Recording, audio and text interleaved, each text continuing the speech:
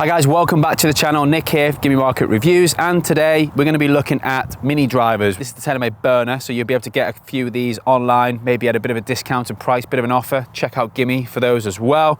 But I'm going to be reviewing it against my own driver, which is a full length, 9-degree, 45-inch driver. This one here I've got here for the burner, 11.5 degrees. Obviously at that shorter mini driver length, we're going to be looking at dispersion and we're going to be looking at distance. Which of them realistically is the best to have in the bag right now? Let's get into it. Remember, my dad owned a set of burners, fairway woods and irons, and I just was like, oh, you know, I just absolutely love the look of it. Certainly in terms of straightness, fantastic. You see, they've actually gone quite a bit further as well. That being said, who does the mini driver suit? Well, I think it suits. All right guys, so let's talk about the Taylormade Burner. So this came out, this second generation in the mini drivers that's been in that little, I would say, cluster that they brought out. They've been revisiting former really successful iterations of Taylormade drivers over the years. So when I first came into the game, sort of late 90s, the burners were out. Remember, my dad owned a set of burner fairway woods and irons, and I just was like, oh, you know, I just absolutely love the look of it. That burnt sort of orange look that they had to it, or brown look, I guess you'd call it here, and then the black, I think it just offset each other absolutely beautifully, and they brought that back now. Obviously they've got the R7 out at the moment, and that looks like a cool piece of kit, a bit more adjustable than what the burner was here. They do have some different weights on here that you can adjust in terms of front and back, but this is relatively, it's as you see it. There isn't any tracks on here or whatever else. Talking about the tech in the face, so you've got twist face in here. It is a titanium head, so it's different to obviously other Taylormade drivers which have gone down the route of carbon, as we know now. But I actually think there might be a slight move back towards titanium in years to come. I just think people prefer the feel off the face, the acoustic of them. So that'll be interesting to see where Taylormade go with that. Don't quote me on that, but I think it could be interesting to see what they do in their next couple of series of drivers. Visually, this looks absolutely fantastic. It's got one of their stock option shafts, which is a Pro 465, which again, is a bit of a throwback to the Pro Forces that were out in the late 90s. So I love that about Taylormade, that they've done that. And then they've got one of these old classic Golf Pride swing right grips on here, which are the grips that I started using when I started playing. They give you the thumb formation on here, which I think for most amateur golfers is absolute gold. You know, being able to get your hands onto the grip in the right way is absolutely huge for golfers, I believe. So what I'm gonna do, I'm gonna hit 3 shots with the burner. I'm gonna hit 3 shots with mine. We're gonna measure dispersion and we're gonna measure distance. What are you really giving up against a full length driver? And then dispersion, do the minis, are they more accurate, or is that just a little bit of a myth? So we're gonna test that. We're gonna have a little look. Consider myself a pretty good driver of the golf ball. We've picked the 18th here at Castle Royal Golf Course in Berkshire. It pinches in at about 250, so it'd be really interesting to see.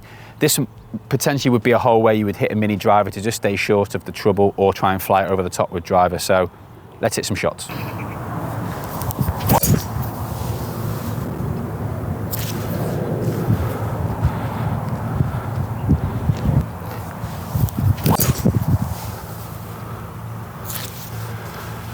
Better.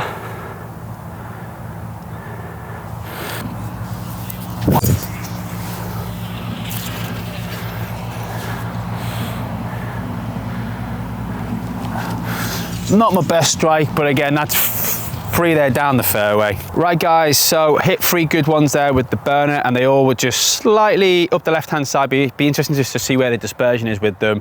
Hit them pretty good. I had a bit of a mixture. Hit one really well, and the last one I hit a little bit lower off the bottom, so it'd just be interesting to see where the dispersion is from front to back. But certainly in terms of straightness, fantastic, and certainly they would all play down the 18th here at Castle Royal.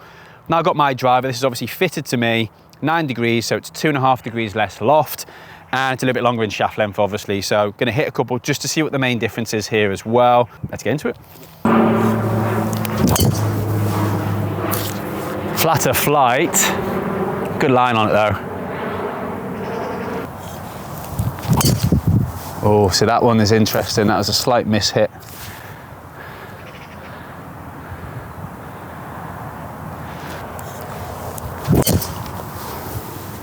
It's another good hit.